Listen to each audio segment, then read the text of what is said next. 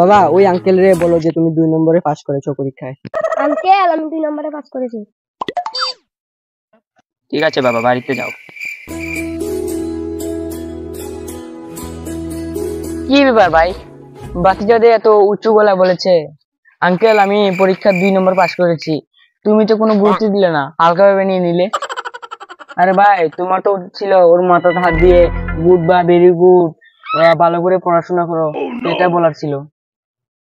শুনো ভাই, আমার ছেলে পাস করেছে 1 নম্বরে, আমি যদি ওকে বলি গুড ভেরি গুড, তাহলে আমার ছেলেকে আমি কি বলবো ভাই? হ্যাঁ তোমার ছেলে 1 নম্বরে পাস করেছে, আমাকে বললে না? এত অবাক হবার কি আছে, আমি তো জানি আমার ছেলে 1 নম্বরে পাস করবে।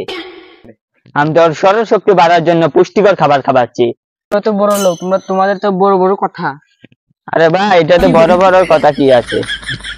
আরে ভাই আমি তো ওকে বাড়িতে প্রোটিন জাতীয় খাবার খাওয়াই আরো সরল শক্তি বাড়ার জন্য।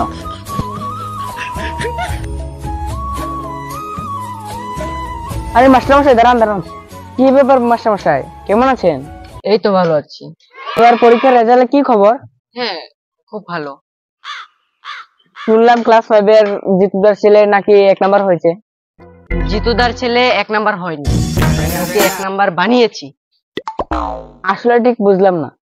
একদিন জয়দা আমার বাড়িতে যাচ্ছিল। মাস্টার মশাই শুনুন।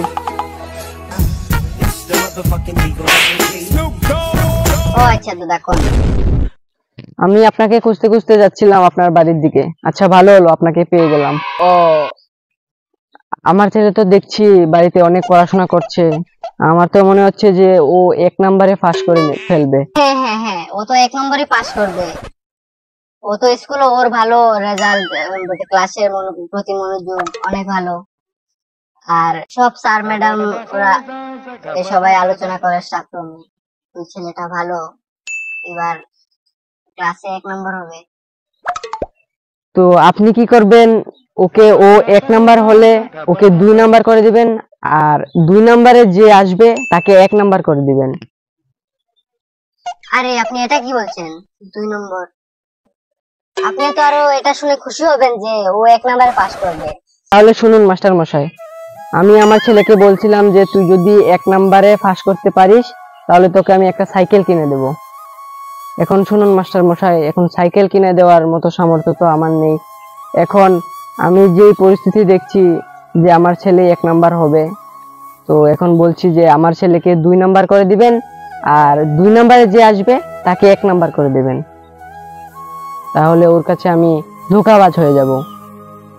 তাহলে ও মনে মনে ভাববে যে এই দুনিয়াতে চলতে গেলে মনে হয় ধোঁকা দিয়ে দিয়েই চলতে হয়। আমি চাই না আমার ছেলে বড় হয়ে এরকম ধোঁকাবাজ হোক।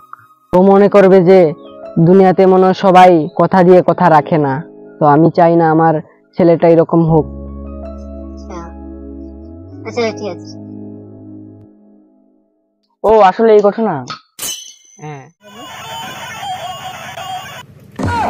হ্যালো কাকু, আমার লিস্টটা তৈরি করো।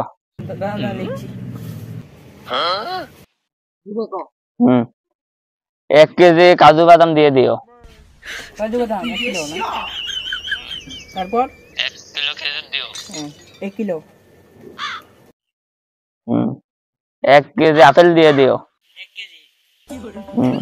1 কেজি খেজুর দিয়ে দিও,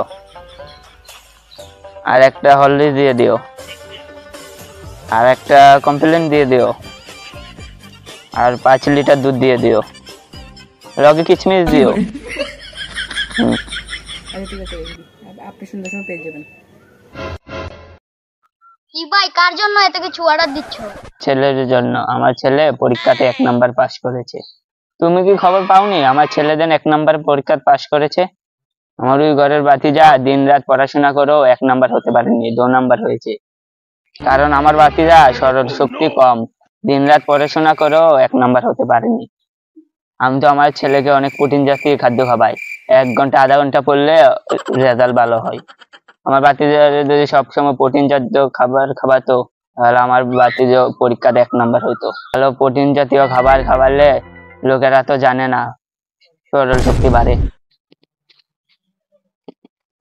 আরে ভাই আর বড় বড় কথা বলে লাভ নেই, আপনার ছেলে তো প্রোটিনে 1 নাম্বার হয়নি, রুটিনে 1 নাম্বার হয়েছে। আচ্ছা ভাই আমি যাচ্ছি, আমার ঘরে অনেক কাজ আছে, আমার বউ নাকে মারবে। আরে ভাই এ কি বলছিস? রাস্তার মধ্যে আমি হেডমাস্টারকে পেয়েছিলাম, তোমার বাতিজা হয়েছে 1 নাম্বার আর তোমার ছেলে হয়েছে 2 নাম্বার। জয়দা তার ছেলেকে বলেছিল তার ছেলে 1 নাম্বার হলে তার ছেলেকে এই সাইকেল কিনে দেবে। সাইকেল কিনে দিতে পারবে না বলে মাস্টারকে বলে তার ছেলেকে 1 নাম্বার থেকে 2 নাম্বার করে দিয়েছে। তার ছেলেকে 1 নাম্বার করেছে। আর সৌরশক্তি নিয়ে এত অহংকার করা ঠিক না, সৌরশক্তি দিয়ে ভগবানে। এত কথা বলার পর তুমি প্রোটিন আনাইবা, প্রোটিন হয়েছে ভগবানের দান। তুমি বাচ্চাদের খাওয়াইও। হ্যাঁ আমার বাচ্চাদেরও খাওয়ামো।